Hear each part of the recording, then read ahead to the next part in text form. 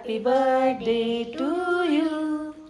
Happy birthday, happy birthday, happy birthday to you. अच्छा मम्माला देते का? मम्माचा अवतार खूपच छान आहे.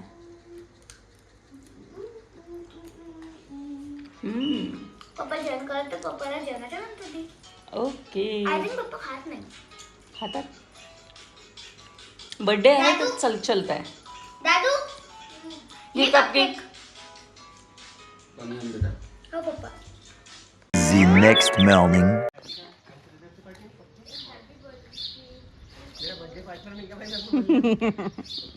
Happy birthday.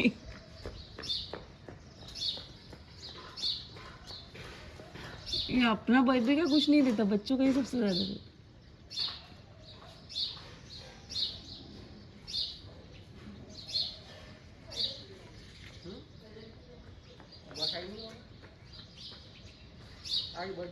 A few hours later.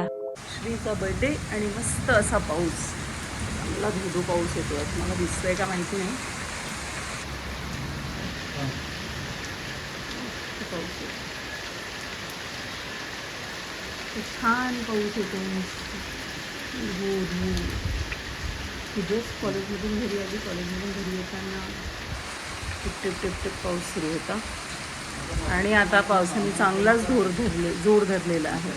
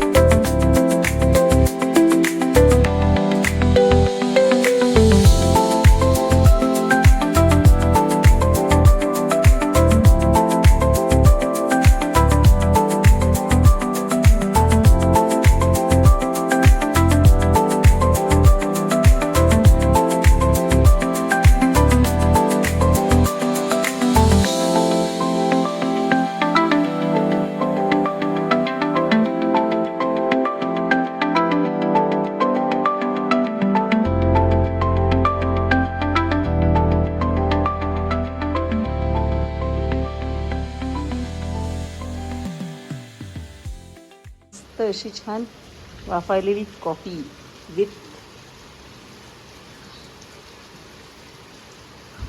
पाऊस.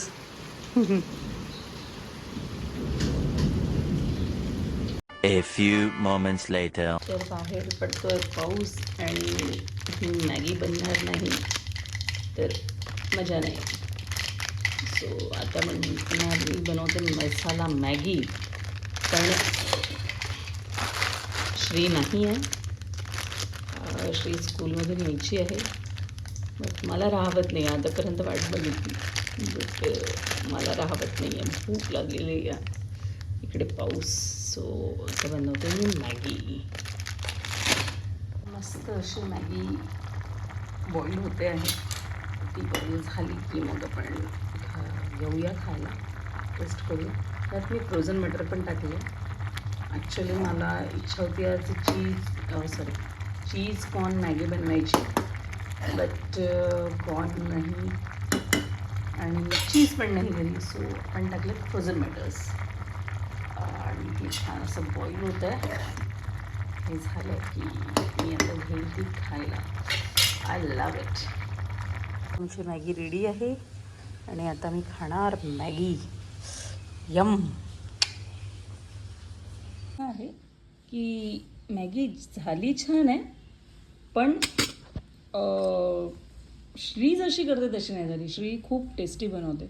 श्रीने काल जी मॅगी बनवली होती ना अल्टिमेट. खूप छान. तर आता मी मॅगी फिनिश करते आणि मग तुम्हाला तुमच्याशी बोलते. एक गोष्ट सांगायची आहे तुम्हाला. पहिले आधी फिनिश करून घेते आणि मग मी तुमच्याशी नक्की बोलते. फ्रेंड्स नमस्कार मंडळी.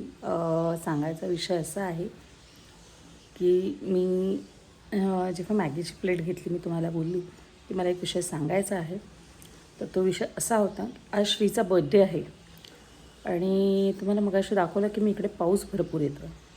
तर पाऊस भरपूर येताना विषय असा झाला की बऱ्यापैकी पाऊस आला. सगळीकडे पाणी साचलं आणि आता श्री जेव्हा स्कूलमधून तिची स्कूल म्हणजे सुटली.